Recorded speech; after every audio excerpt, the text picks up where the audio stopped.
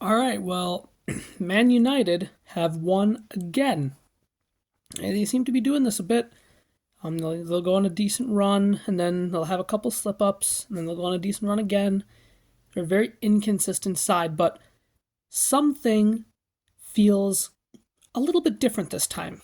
Before they were beating Chelsea, Luton, Fulham, Sheffield United, really pretty terrible teams. But this time they've beaten some decent teams. They beat West Ham, obviously, who collapsed against Arsenal, but still a very very decent team. They beat Wolves, again very very good team, and now they have beaten a side above them in the league in Aston Villa, a side that at various points this season has been arguably in the title race, and a team that seems pretty likely to make top four. Now, I think it wasn't the best performance for Man United. It was kind of a typical Eric Ten Hag performance this season. They were a bit slow, a bit, not that great on the ball. I think Villa definitely created the better chances. But what United did do is they defended really, really well, and they took their chances.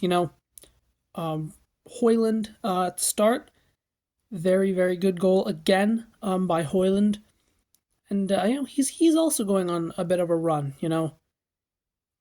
I can't really say that I was wrong about Hoyland just yet because it is a run of 5 games, and he went 15 without a goal, so not really proved his worth of £70 million just yet. But listen, if he keeps this form up until the end of the season, there's no reason that he couldn't be viewed as a £70 million player by the end of the season if he keeps up the goals and United get their season back on track.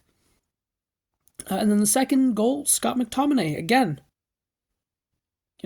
kind of an unsung hero for Man United. United fans wanted him out during the summer, but I think in the most desperate times this season, he's been the one that stepped up and really gotten United going, which I think is crazy to say, but he's been undeniably very, very impressive.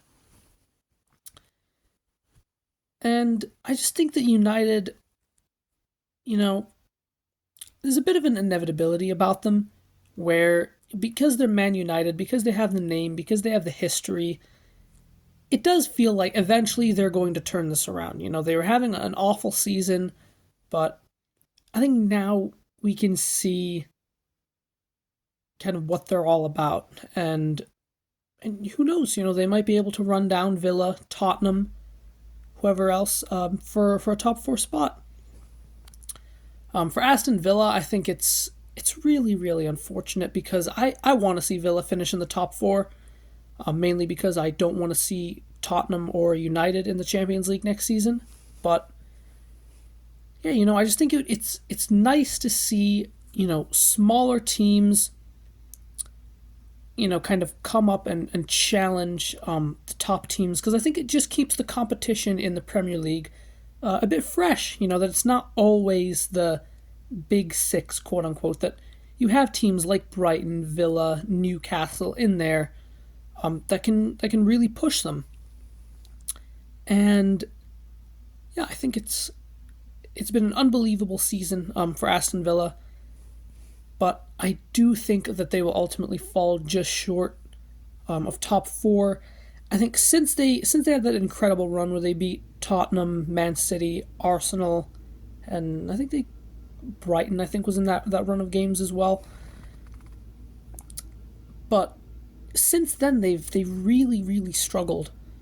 They lost to United at Old Trafford. They drew to Sheffield United at home. And yeah, they lost to Newcastle.